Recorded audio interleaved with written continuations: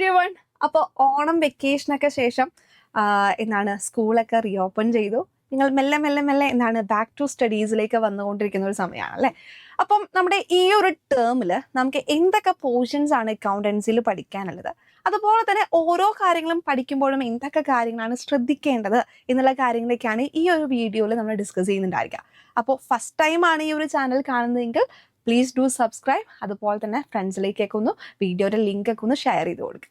Okay അല്ലേ? Yes. അപ്പോൾ നമുക്ക് ഇവിടെ മെയിൻ ആയിട്ട് 2 പാർട്ട് വരുന്നുണ്ട് അല്ലേ. ഫസ്റ്റ് പാർട്ട് എന്ന് പറയുന്നത് പാർട്ട്ണർഷിപ്പ് അക്കൗണ്ട്സ് ആണ്. അപ്പം ഈ ഒരു പാർട്ട്ണർഷിപ്പ് അക്കൗണ്ട്സിൽ നിന്ന് നമ്മുടെ ഫസ്റ്റ് ടേമിലേക്ക് വരുമ്പോൾ നിങ്ങൾ സെക്കൻഡ് ചാപ്റ്ററിൻ്റെ accounting treatment for goodwill വരെയുള്ള പോർഷൻസ് ആയിരുന്നു നമുക്ക് എക്സാമിന് ഉണ്ടായിരുന്നത് അല്ലേ. ഇനി ടേം 2ലേക്ക് വരുമ്പോൾ നമ്മുടെ സെക്കൻഡ് ചാപ്റ്ററിൻ്റെ ബാക്കിയുള്ള പോർഷൻസും and then third chapter reconstitution of a partnership firm, retirement or death of a partner എന്ന് പറയുന്ന ഒരു ചാപ്റ്റർ കൂടെയാണ് ടേം 2ലേക്ക് വരുമ്പോൾ ഉണ്ടാകും. ഓക്കെ. അപ്പോൾ പാർട്ട്ണർഷിപ്പ് അക്കൗണ്ട്സിൽ നമുക്ക് മൊത്തം 4 ചാപ്റ്റേഴ്സ് ആണ് വരുന്നത്. ടേം 2 കൂടി നിങ്ങളുടെ 3 ചാപ്റ്ററും കംപ്ലീറ്റ് ചെയ്യും. ഓക്കെ. അപ്പോൾ ശ്രദ്ധിക്കേണ്ട ഒരു കാര്യം എന്ന് പറയുന്നത് ടേം 2 നമുക്ക് കുറച്ച് ഹെക്റ്റിക്കായിട്ട് ഇരുന്ന് പഠിക്കേണ്ടതായിട്ട് വരുന്നുണ്ടായിരിക്കും. കാരണം എന്താണെന്ന് വെച്ച് കഴിഞ്ഞാൽ അവിടെ നമ്പർ ഓഫ് ചാപ്റ്റേഴ്സ് കൂടുതലാണ്. അതുപോലെ തന്നെ നിങ്ങളുടെ സ്കൂളിലൊക്കെ കുറേ പരിപാടികൾ അല്ലേ, ഇപ്പോൾ യൂത്ത് ഫെസ്റ്റിവൽ പോലെയുള്ള കാര്യങ്ങളൊക്കെ നടക്കാനുള്ള ഒരു സമയമായിരിക്കും ഇത്. അപ്പോൾ അതൊക്കെ മുൻകൂട്ടി കണ്ടുകൊണ്ട് എന്ത് ചെയ്യുക, പ്രിപ്പയർ ചെയ്യാനായിട്ട് ശ്രമിക്കാം.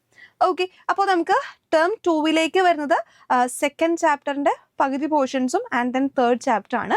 പക്ഷേ എക്സാമിന് നമ്മുടെ ക്രിസ്മസ് എക്സാമിന് മൊത്തം ഉണ്ടായിരിക്കും കേട്ടോ. First chapter, second chapter, third chapter, അങ്ങനെ 3 ചാപ്റ്റർ ആയിരിക്കും എക്സാമിന് വരുന്നുണ്ടായിരിക്കാം. ഇനി ഈ ഒരു ചാപ്റ്റർ പഠിക്കുമ്പോൾ ശ്രദ്ധിക്കേണ്ട ഒരു കാര്യം എന്തെന്ന് വെച്ച് കഴിഞ്ഞാൽ ഇവിടെ നോക്കിക്കേ, റീകോൺസ്റ്റിറ്റ്യൂഷൻ, ഇതും റീകോൺസ്റ്റിറ്റ്യൂഷൻ ആണ് അല്ലേ. അതായത് നമ്മുടെ സെക്കൻഡ് ചാപ്റ്ററിൽ പഠിക്കുന്ന കുറേ കൺസെപ്റ്റുകൾ നമുക്ക് തേർഡ് ചാപ്റ്ററിലും വരുന്നുണ്ട്. അപ്പോൾ നിങ്ങൾ സെക്കൻഡ് ചാപ്റ്റർ പഠിക്കാതെ തേർഡ് ചാപ്റ്റർ പഠിക്കാൻ എടുത്തു കഴിഞ്ഞാൽ എന്താണ് സംഭവിക്കുക, ഒന്നും മനസ്സിലാകാനായിട്ട് പോകുന്നില്ല. അതുപോലെ തന്നെ ഇവിടെ വലിയ വലിയ വലിയ ക്വസ്റ്റ്യൻസ് വരും. ഓക്കെ. അതായത് ഒരൊറ്റ സിംഗിൾ അക്കൗണ്ട് അല്ലാതെ റീവാലുവേഷൻ അക്കൗണ്ട്, അതുപോലെ തന്നെ partners capital account, balance sheet, അതൊക്കെ ഒന്നിച്ച് പ്രിപ്പയർ ചെയ്യുന്ന ക്വസ്റ്റ്യൻസ് ഒക്കെ നിങ്ങൾക്ക് വരുന്നുണ്ടായിരിക്കും.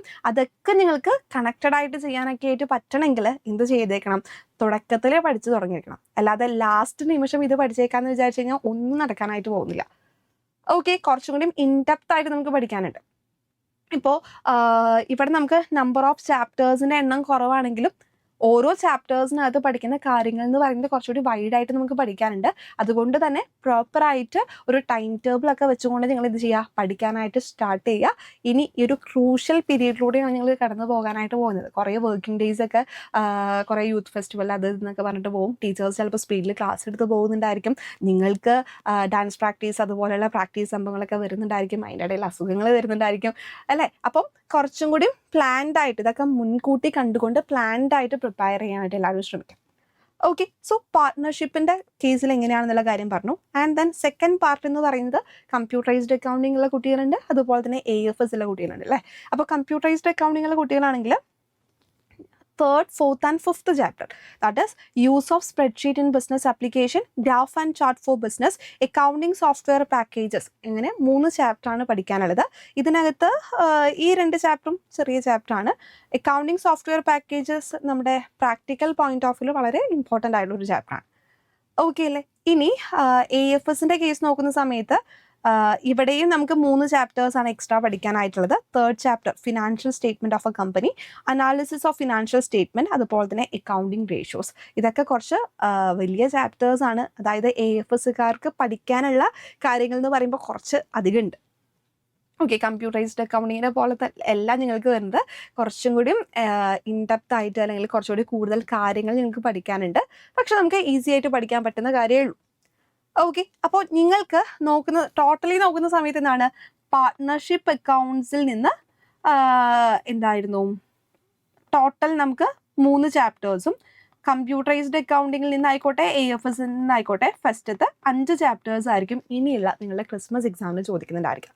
സോ 90% പോർഷൻസ് നമുക്കിവിടെ വരുന്നുണ്ട്. അക്കൗണ്ട്സ് ആണ്, കുറച്ച് ഇൻഡെപ്ത് ആയിട്ട് പഠിക്കാനുണ്ട്. ഓണം എക്സാം എഴുതിയപ്പോഴും നിങ്ങൾക്ക് മനസ്സിലായിട്ടുണ്ടാവും പഠിച്ചില്ലെങ്കിൽ കാര്യം നടക്കില്ല അല്ലേ. കഴിഞ്ഞ വർഷത്തെ പബ്ലിക് എക്സാം എന്ന് പറയുന്നത് കുറച്ച് ടഫായിരുന്നു. പാറ്റേണിലൊക്കെ നല്ലൊരു വ്യത്യാസം നമുക്ക് കാണാനായിട്ട് പറ്റിയിട്ടുണ്ടായിരുന്നു. ഓക്കെ, അപ്പോൾ നമ്മൾ പഠിക്കാതെ എക്സാമൊക്കെ എഴുതി പിന്നെ എക്സാമിൻ്റെ പേപ്പർ കിട്ടുന്ന സമയത്ത് അപ്പോൾ പഠിച്ചാൽ മതിയായിരുന്നു എന്ന് ചിന്തിച്ച് കഴിഞ്ഞാൽ കാര്യം ഉണ്ടാവില്ല. അപ്പോൾ നിങ്ങൾ എന്ത് ചെയ്യുക, എക്സാം ഫോക്കസ് ചെയ്തുകൊണ്ട് ഇപ്പോഴേ പഠിക്കാനായിട്ട് ശ്രമിക്കുക. ഇനി നിങ്ങൾക്കിതിൽ ആർക്കെങ്കിലും ഒരു സപ്പോർട്ട് ആവശ്യമുണ്ടെങ്കിൽ ട്രിപ്പിൾ +2 ഗോദ ബാച്ച് ഉണ്ട്. ബാച്ചിൽ നിങ്ങൾക്ക് ജോയിൻ ചെയ്യാം. 1999 ആണ് ഫീസ് വരുന്നത്. സോ ബാച്ചിലൊക്കെ ജോയിൻ ചെയ്യണമെങ്കിൽ താഴെ കാണുന്ന നമ്പറിൽ കോൺടാക്ട് ചെയ്താൽ മതി. ഓക്കെ, അപ്പോൾ നമുക്ക് മറ്റൊരു വീഡിയോയിൽ കാണാം. Thank you so much.